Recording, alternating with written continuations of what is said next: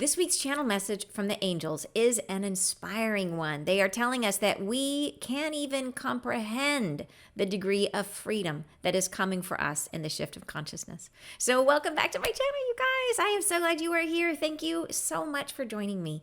And for those of you who are new, welcome. My name is Ann Tucker. I'm a trance channel. I channel from the angelic realm.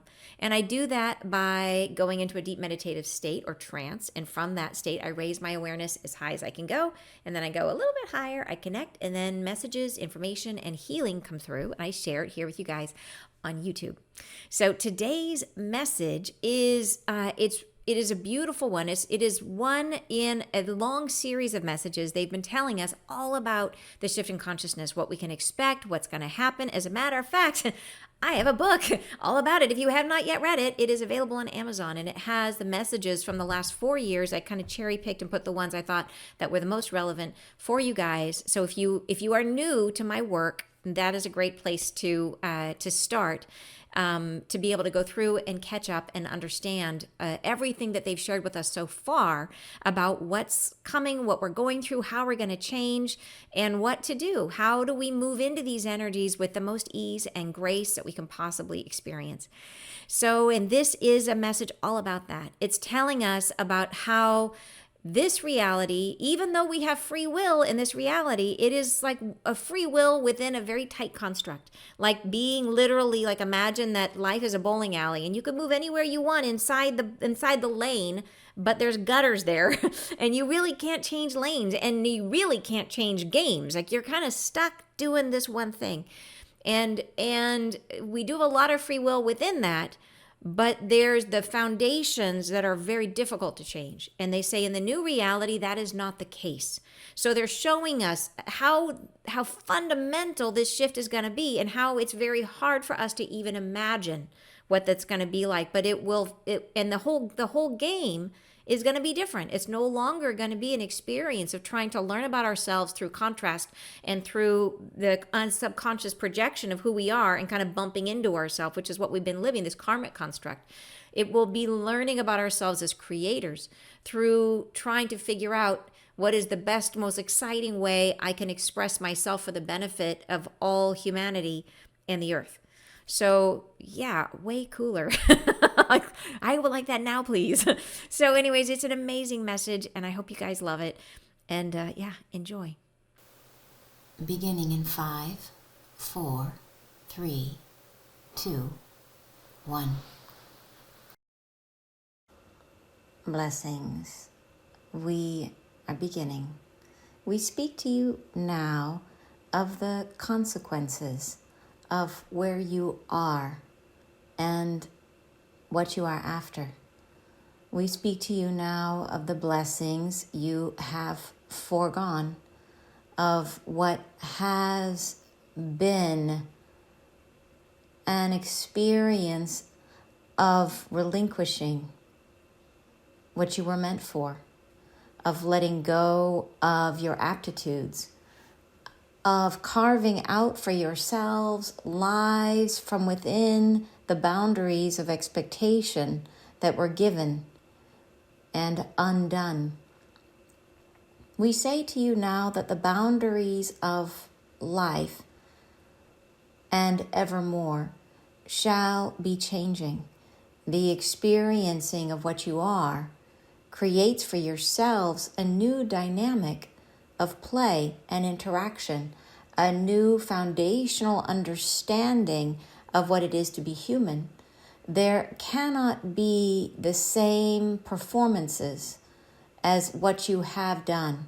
There cannot be made the same employments and ways and means of forging a life as what you have had previously. There shall instead be new pathways to carve abounding. There shall be new frameworks within which you define yourselves. These do not yet exist. The potentials that you contain are not defined before arrival as they have been. The pathways of your formation will no longer be contained within the very essentials of your nature. You shall instead bring forward through you what can be made. You shall carve into the life what you will make of it from the place of incarnated. This cannot now be understood in its fullness. The positioning of soul and self has regulated your comprehension to a world within which you are guided into the forays of undertaking that are aligned with a truth you wish to explore. The current realities are perceived in limitation, and there cannot now be made new directions easily. There cannot now be made great changes to the prescriptive experiences you have designed for yourselves. Free will is the context of these experiences. You are living within a framework, and within that framework, your choices are yours to be made. But the boundaried existence of the framework is pervasive and exists on top of, around, underneath, and all-consuming. The framework of this perceived experience is one of limitation and contrast. In the new reality, no such conditions exist. You shall find yourselves to be made anew within each moment, as if the substrate that you have counted upon does not contain you any further, as if you may leap from it and try a new way of belonging. You shall still be yourselves. You shall still contain the preferences and ideologies and considerations and beliefs that you were born with. Some will filter and be relieved. Some will fulfill themselves as a prophetic vision of what you might become. But in the new reality, in any moment, you may free yourself from what you were. You may become untied and unbounded to what was perceived as a considered restriction. There cannot be made in the new reality the same forms of persecution or of employment. Employment shall not be known in the same way. It shall not be made within the boundaried confines of a prescripted following, where you are made to perform your duties according to the structure that is given to you. You shall instead find your way of providing what are your gifts into the context of the human consciousness. You shall discover yourselves as a partner and partnered to one another in all ways of expression. You shall find yourselves carrying forward into reality what would benefit all who are participating around yourself and in all of the eternal expression of what humanity can become. You shall carry the worldly weight of multiple generations to come. You shall know yourself a part of a long lineage of birthing and rebirthing, and into that framework what you create shall be made. You shall be tied to the orchestration of a new becoming, of an earth that will support yourselves and your eventualities for generations to come. The tides shall turn, not all at once, in the beginning, but turn they shall, and you shall become at peace in your surrender to a new reality that cannot be known until it's made. In the framework where you find yourselves currently, the structured forms of living will slowly fall down and fall away, and you may mourn them, for though they are fragmented experiences of your soul, They are known to yourselves, and by being known, they encapsulate part of your identity and form the boundaried understanding of the life that you have led. In the release, you must form yourself anew to your own perception, and the unknown can create for you a sensation of overwhelming uncertainty. We say that your performance of you is what shall define the new reality, and that performance stems from the careful guardianship to which we have all belonged, the care and the caretaking of your heart, of the center of you, of the core of your divinity.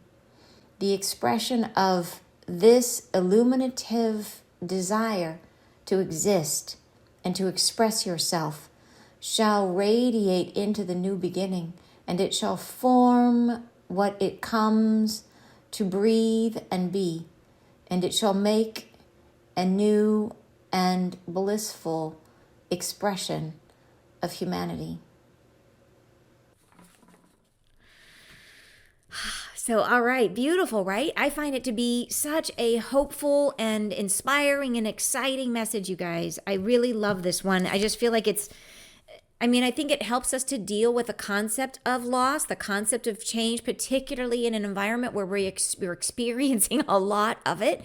It really helps to frame it in a way that we understand that, we know all the time, we know spiritually that like it's for our highest and best. We know that change is good for us, and we know that when bad things happen, it leads to something, that the phoenix rises from the ashes. Like, we know that logically, and sometimes we feel it, but here they frame loss. They frame it in such a way that we understand that everything that we have in our lives right now that we think we are attached to has been created in a structure of limitation.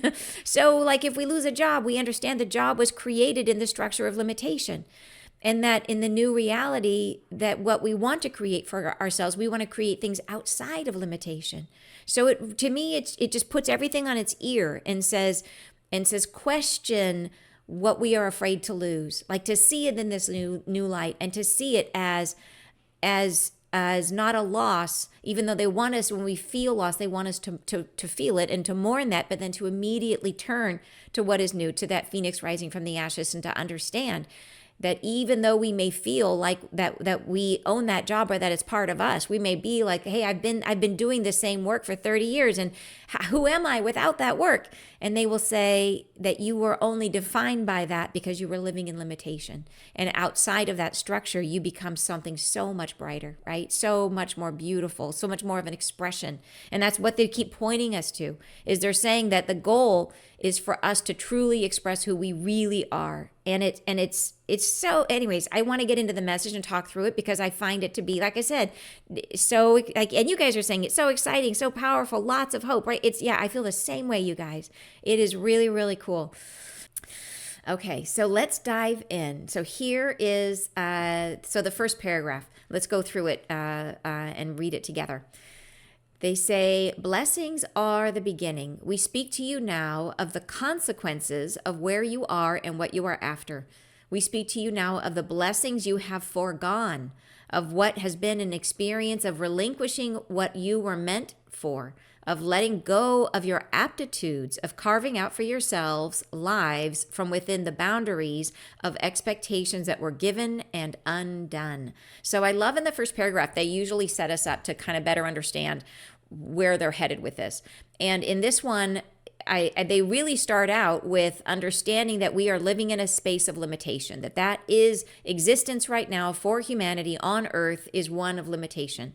And that limitation is from the get-go, and it's by design, right? Limitation and contrast. And they say that later here in the message. So, but they're talking about the consequences of it. So we're living in a world of limitation and contrast. And they say, we speak to you now of the consequences of that. And so the consequences are that we forego our blessings. that by blessings you have foregone. And they also say what you have been experiencing of relinquishing what you were meant for, of letting go of your aptitudes, like your abilities, our full potential, that we have been living in a dumbed down version of who we truly are. And we know that. We know that what we get here on earth is like a slice of the pie, right? We don't get the full thing until we heal and work on ourselves and gradually reconnect to our higher selves. But it is in order to get here, the veil comes down, we forget who we truly are, and we live as a fraction of our full ability and who we could actually be in terms of our creative power. And that is what living in limitation has been. And we do that for the purpose of, it's like not knowing the full book. We want to be left in suspense so that we can experience the whole karmic system here, so that we have to muddle our way through it, so that we encounter ourselves, so that we grow through finding obstacles and all that kind of stuff. Like, it's all by design, but the net effect is that we are living without our blessings and our aptitudes. And they say the carving out for yourselves. We are carving lives from within the boundaries of expectations that were given and undone. Interesting choice of words. And they use this terminology about carving lives out, that it's like, and I love the phrase, because when I hear it, I think about like sculpture, and I think about clay, and I think it was Michelangelo or who said that when he would see a piece of marble, he would see what was inside of it, and it was just his job to free it. That the idea that the, Venus de Milo, whatever, was in there somewhere, and he just had to remove the outer layers to reveal what was inside. And so it's this idea of this very creative experience of carving out from the raw material, from the substance of life, what it is that we are going to create. And in the beginning, they're saying here, okay, we are doing that. We are carving out, but it's within a very strong limitation that it is boundaries of expectations that were given. And yes, they were given to us by us, but still, when we get here, it's like we are handed a particular, you got a thing of marble, but all you can make are like statues of elves, and that's it. Like, you're just going to make elves out of marble your whole life. And it doesn't matter if you see Venus de Milo in there, you are the elf carver, and that is what you get to make. So it's this idea that we were given a very strict lane that we had to live in. And then they say given and undone.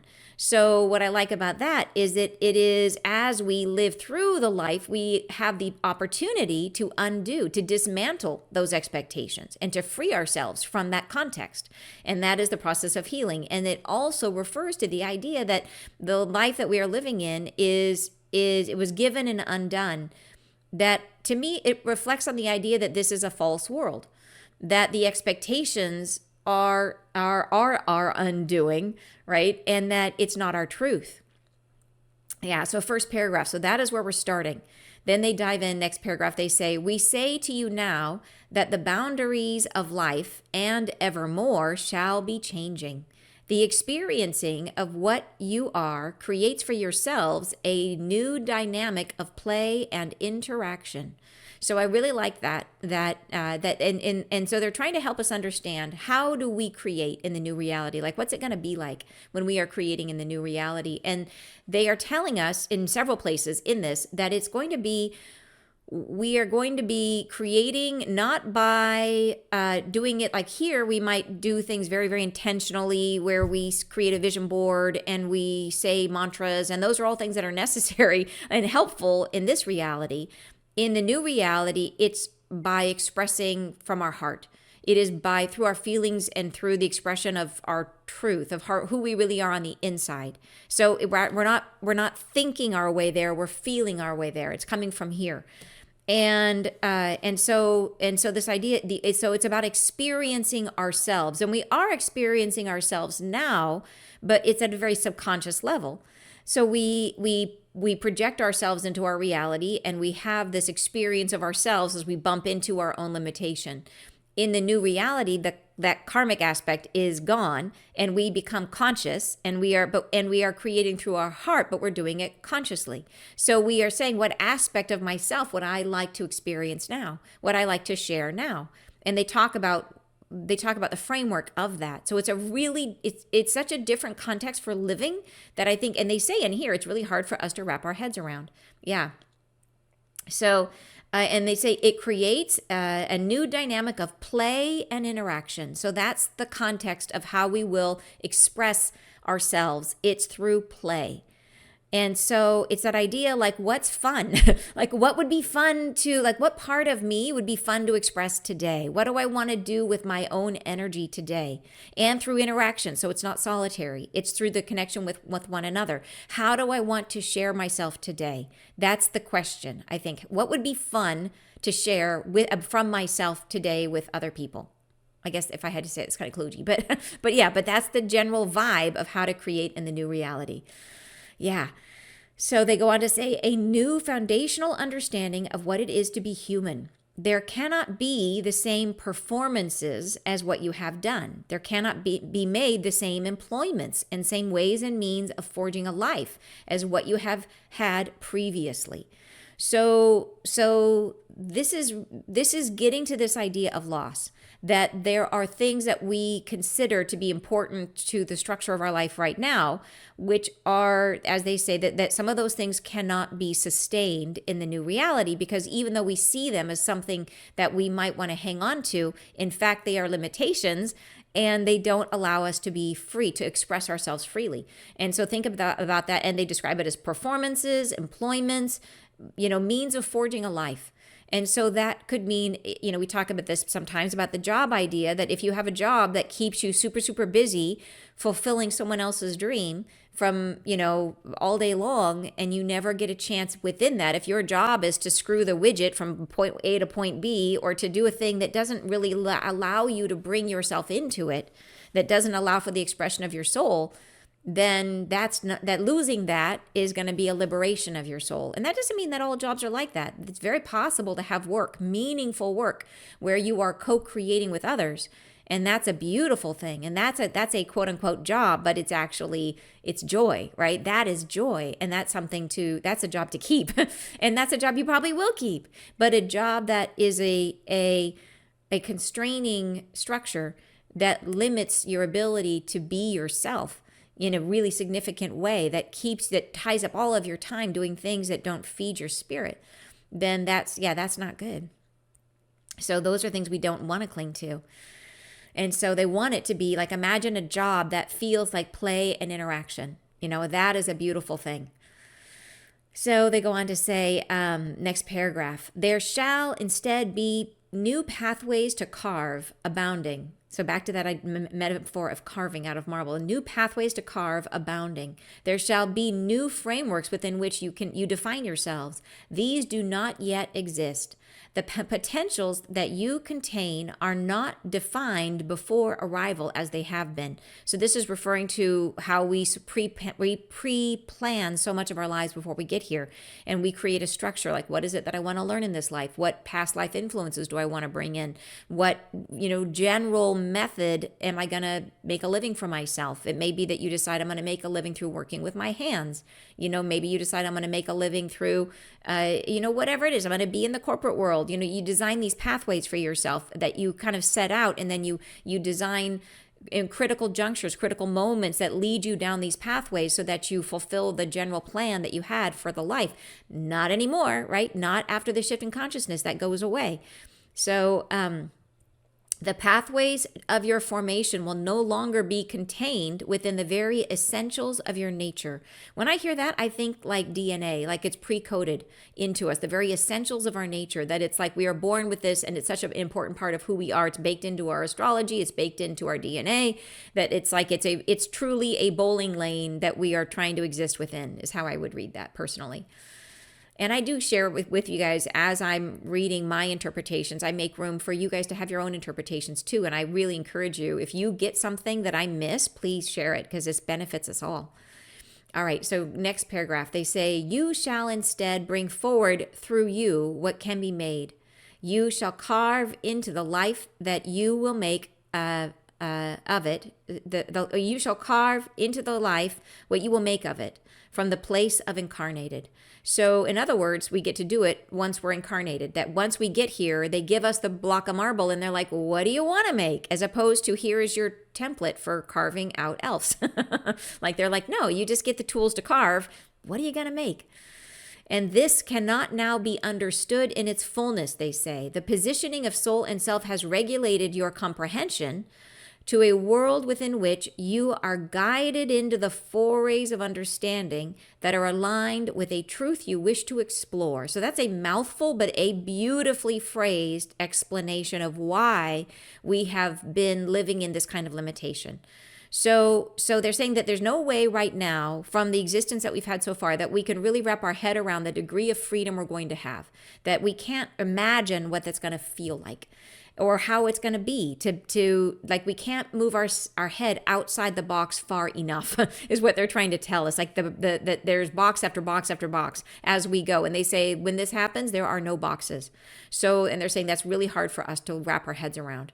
But they say that the positioning that where we are today, that we have been guided into a foray or like a bowling lane of understanding that is aligned with a truth we wish to explore.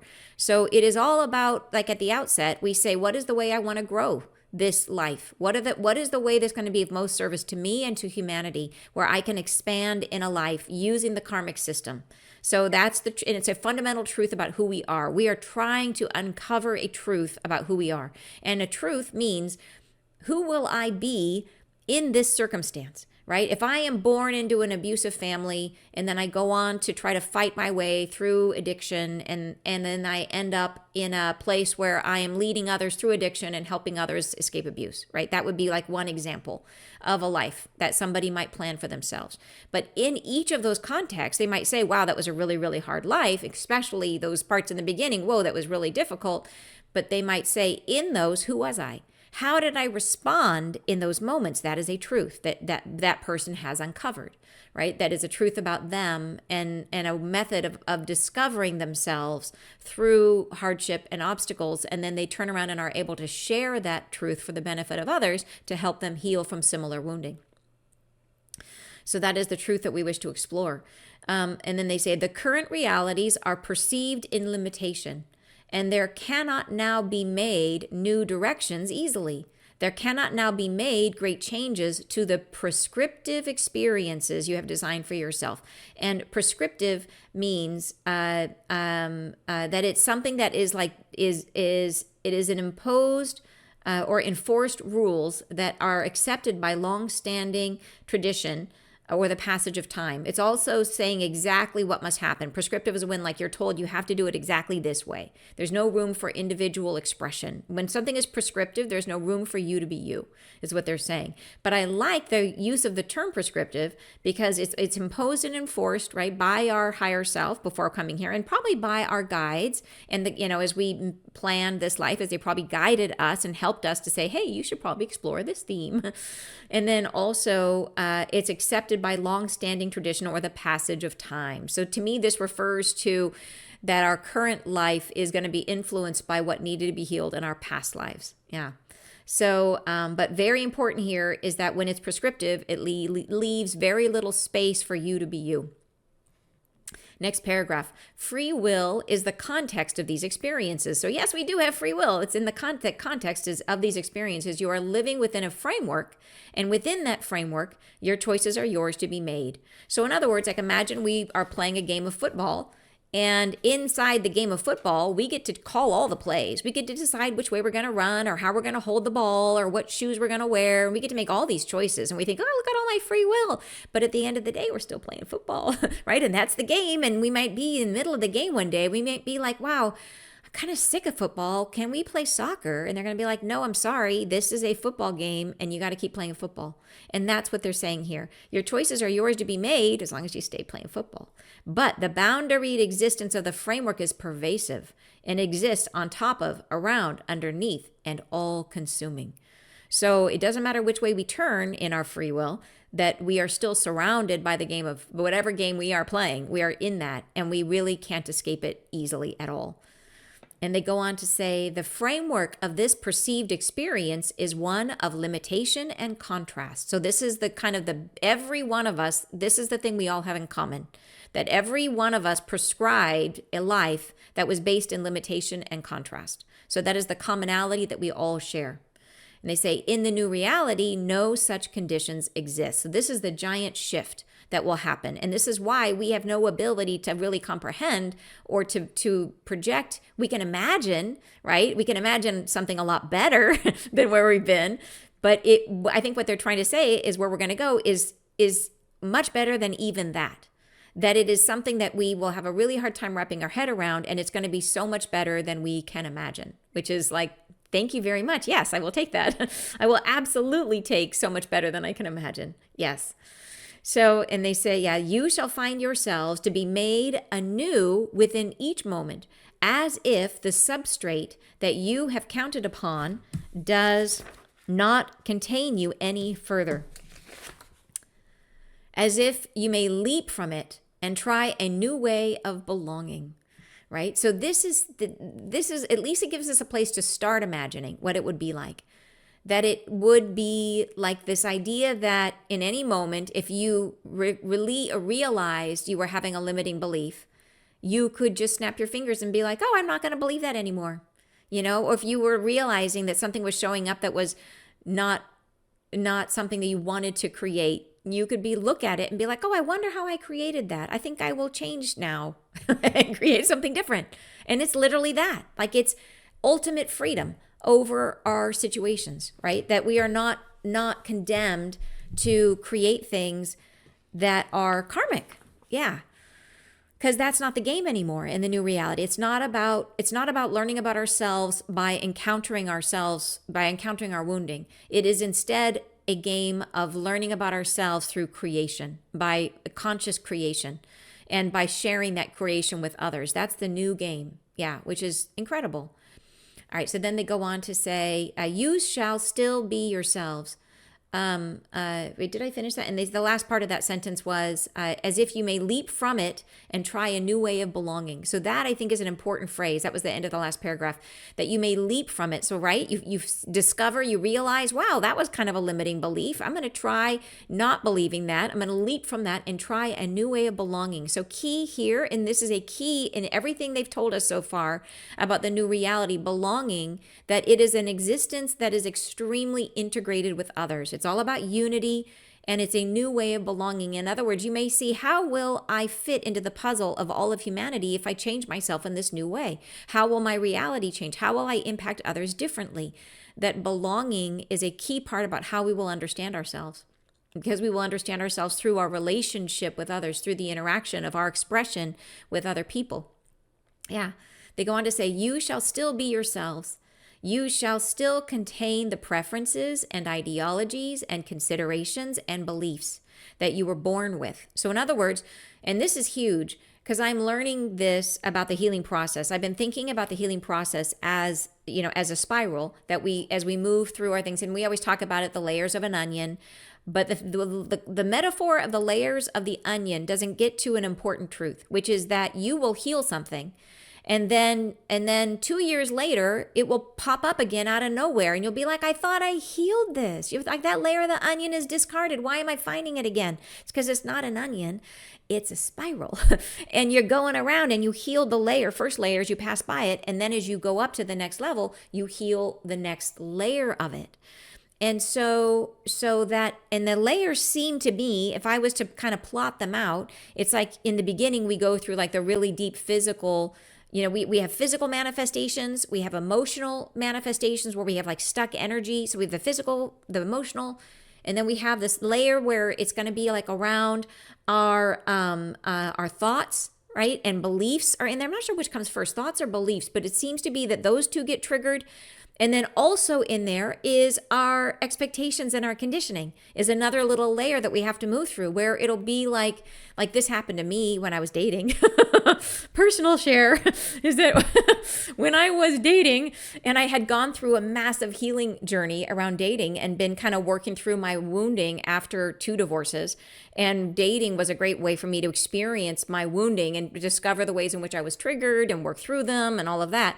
And then I finally got to the place where I'd kind of healed enough to enter into what would have been what I would consider to be a very good relationship. The last hurdle I had to get through was my expectations. And what I realized is by the next round of dating, I realized that I was still searching for the sort of conventional match that I would have wanted in my 20s before I became who I am today. And I will tell you, as if it's not obvious, that I am very unconventional today, right? Like, it's not everybody is down for channeling angels.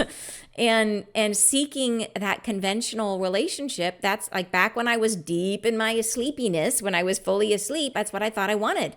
I thought I wanted this very conventional life when that would absolutely not fit me. But that was that layer. I had to go back and revisit that and I had to, oh my gosh, wait a minute.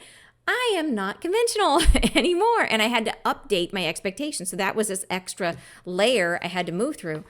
And so when we go through the shift in consciousness, they have told us that we will separate from our karma, that we will, and this is actually a very important message. If you guys have missed this one, that they've told us when the flash of light comes, there will be a point during the process of this flash of light affecting us where all of a sudden our bodies will feel very heavy.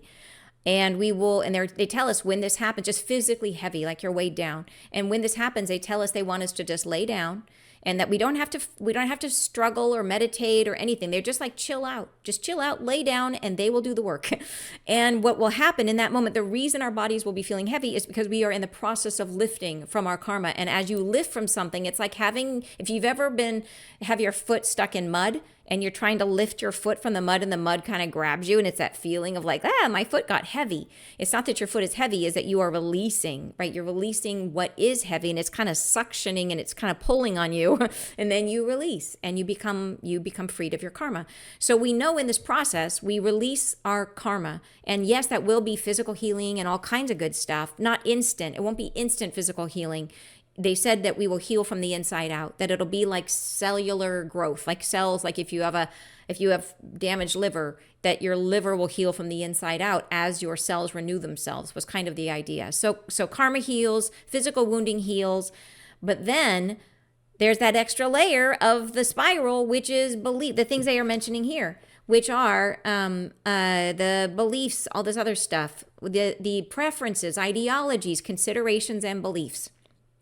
So these we will take with us. So we will have the opportunity, as we are in the process of defining the new reality, to examine all of those. And we may be in a situation and say, wait a minute, I used to believe that everyone who was tall was grumpy. I'm just making that up. I'm trying to think of something. Everyone as tall is grumpy. I say that because I am short. Short prejudice. So anyways, and then we get there and we realize, wait a minute, that's not true. And then in the moment, boom, we can recreate ourselves and discover that, no, tall people are lovely.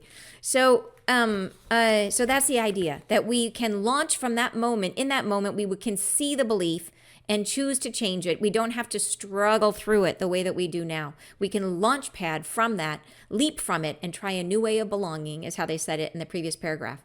So, and that's true across preferences, ideologies, considerations, and beliefs. And they say that, and anything that we were born with. So these might be things we inherited, from family members, from culture, all that stuff is up for being reframed and re-understood as we enter into this. But we will take it with us. We'll take all that stuff with us. Then they say some will filter and be relieved. So some are going to be like very obvious. We reach the higher state of consciousness, and it's very obvious that our old belief systems were false, and they'll just fall off, and we won't even think about it. But some, they say, will fulfill themselves as a prophetic vision of what you might become. So in other words, some of them are really positive. Some of them are wonderful, and we will be able to fulfill potentials and things that we haven't been able to fulfill yet. So that's really cool. Then they say, but in the new reality, in any moment, you may free yourself from what you were. You may become untied and unbounded to what was perceived as a considered restriction. So this is the thing we will have to get used to, right? This is the amazing thing we will have to get used to.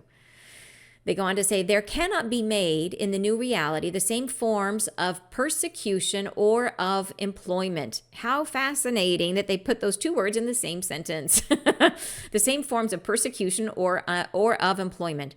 And the reason, I thought about that for a while, and the reason I think they put those two things together is that both persecution is the hostility or ill treatment.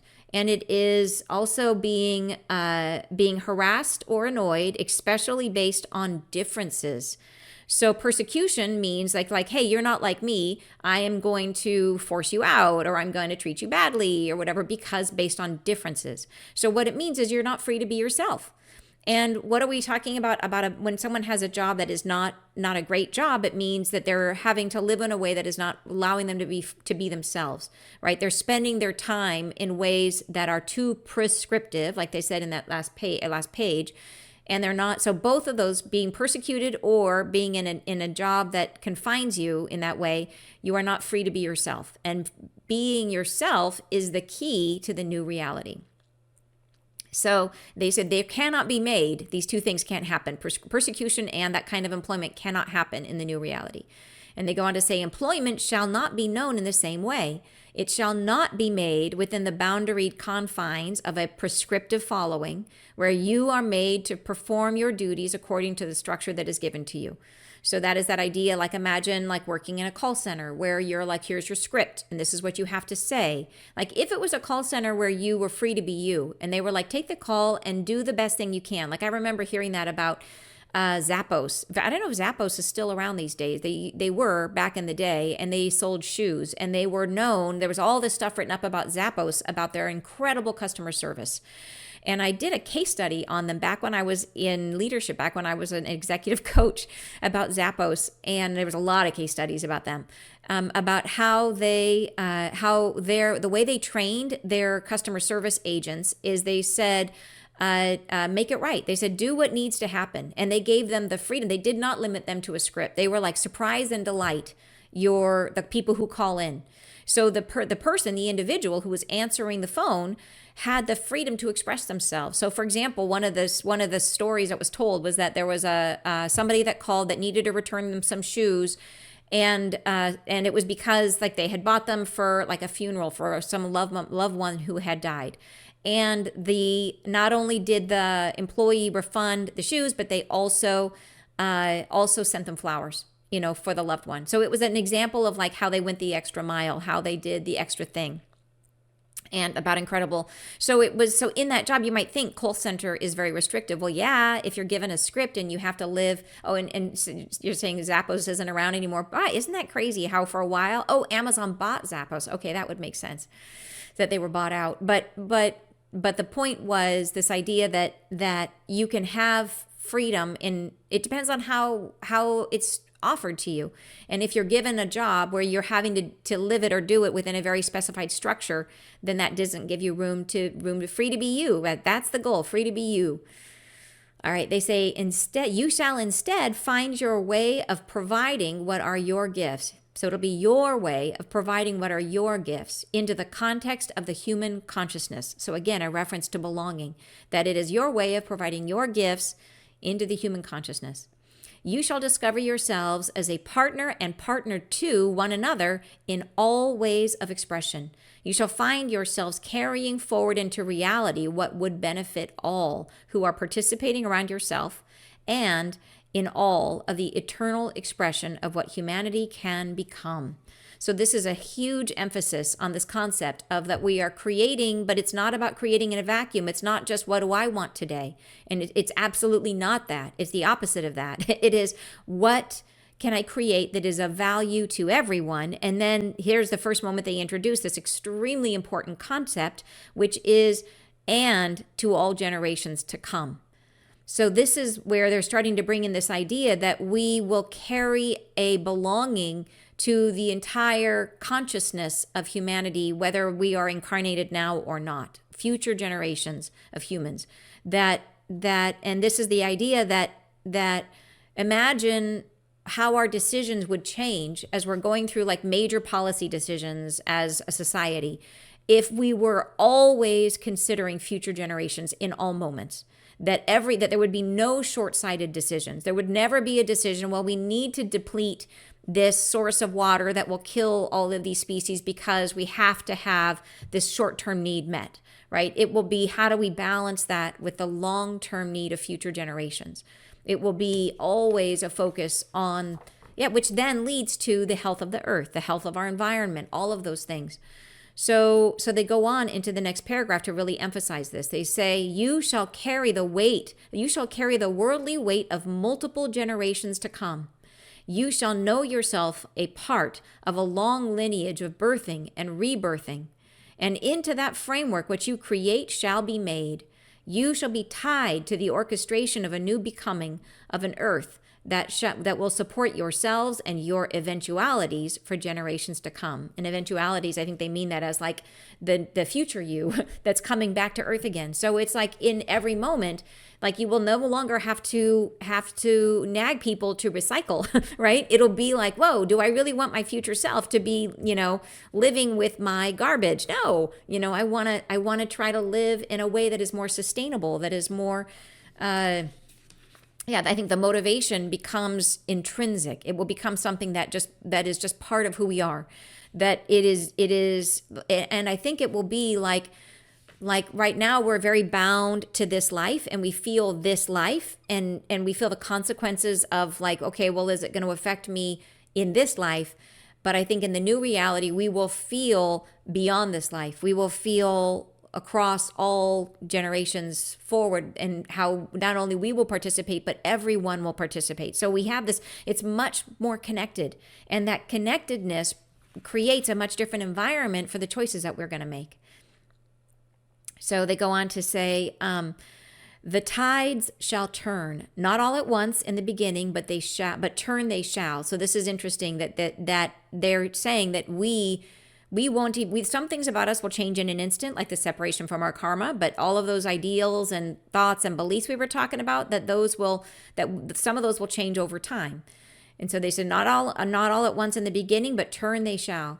And you shall become at peace in your surrender to a new reality that cannot be known until it's made. So they're saying we'll get used to it, that we cannot possibly understand it now, but we shall get used to it. And it'll be good. It'll be really good. And they say, in the framework where you find yourselves currently, the structured forms of living will slowly fall down and fall away, and you may mourn them, for though they are fragmented experiences of your soul, they are known to yourselves, and by being known, they encapsulate part of your identity and form the boundaried understanding of the life that you have led. I find that phrase, that paragraph there, to be so beautiful. It is such a beautiful and compassionate way of describing the fact that we build an identity based on a life, and even if it's not good for us. That, so if, for example, say for example that you have worked for a company all your life, and maybe it hasn't been a great job, but it's a big part of who you feel like you are, and it's a big part of how you define yourself. Sorry, I just bumped my other camera. And that even though we think of it as part of ourselves, they say it is a fractured part. It is a part that doesn't allow for our full expression of who we are. And so, but they say we'll mourn it because we identify with it, that we think of ourselves as belonging to that community, or belonging to that it is somehow important, that it makes us more loved, or more important, or more belonging, or what it is. And who am I without that? Who am I if I don't belong to XYZ company? And they're saying you're going to be awesome. That's who you are. You're going to be more you and more awesome. But I feel like that is a very, very compassionate sentence. They go on to say, in the release, you must form yourself anew to your own perception, and the unknown can create for you a sensation of overwhelming uncertainty. We say that your performance of you is what shall define the new reality. And so they're really, again, very compassionately saying that it will be in the beginning the sense that everything is up for negotiation, or even as some of those structures fall away, that will feel sometimes overwhelming in the uncertainty, and that may be hard for us. But they say that all we got to do is be us. The performance of you is what shall define the new reality. And that performance stems from the careful guardianship to which we have all belonged, So in other words, here, the careful guardianship, they say the care and caretaking of your heart, of the center of you, of the core of your divinity. And this is a reference to the fact that the angels have told us, and that each of us we know has a guardian angel whose job is to protect the divinity inside of us. That they are here and they move through this entire life with us. And I often say that, like, think about the love of that, about how incredibly loving it is for them to come along on our ride, letting us make all the decisions, good and bad. They're here with us. They ride through the entire life experience with us, guarding our divinity. And that is our guardian angel. It's amazing that to me, that is an incredible amount of love, to put themselves in that position where they're really saying, okay, you make the calls and I'm in the back seat. And my job here is just to make sure your divinity is safe. And so this idea of what do we have to do in the new reality? How do we define it? We perform it from our heart, not from our head. So, and I think that is key, because so much about how we're taught to manifest in our current reality is through thought form. And in the new reality, it's about being ourselves. It's about just getting out of our own way and allowing ourselves to just express, to be who we are as fully as we possibly can in the context. And this is stuff they've said before, that in one of our previous messages, they said that we will look out into the world at all of the people around us and in humanity at large and humanity for future generations and say, what can I as a soul contribute that will be of value to everyone? And then we create that, and we create it from inside of us. And that's what we'll do. And it will be natural. It will be like second nature. And it's an incredible thing, because imagine that. It'll be like giving everyone Christmas presents all the time. It'll be amazing. To me, I think about that. Like, I know it's hard to wrap our heads around, but I think it's an amazing thought. The last paragraph they say here is the expression of this illuminative desire to exist and to express yourself shall radiate into the new beginning, and it shall form what it comes to breathe and be. And it shall make a new and blissful expression of humanity. So yes, love that. Blissful expression of humanity. And I like the way they describe it here. It is an illuminative desire to exist and express yourself. So that is what we can tap into. I think that will be sort of the North Star, is our desire to exist. How do I engage in the process of being alive? It is by expressing who I am, by taking in and putting out, right? Breathing in and breathing out, and in all ways, and feeling our day, and being willing to experience it in every way that we can. I think that's the best way I could describe it. Yeah, just beautiful, and I think so exciting. So uplifting.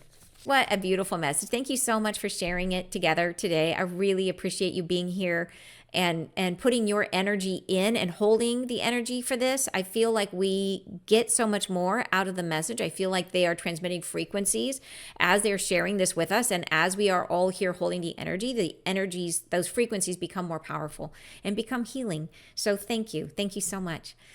All right, you guys, I hope you have an amazing weekend. I'm sending you tons of love, and I'll see you next Friday live. Bye, you guys.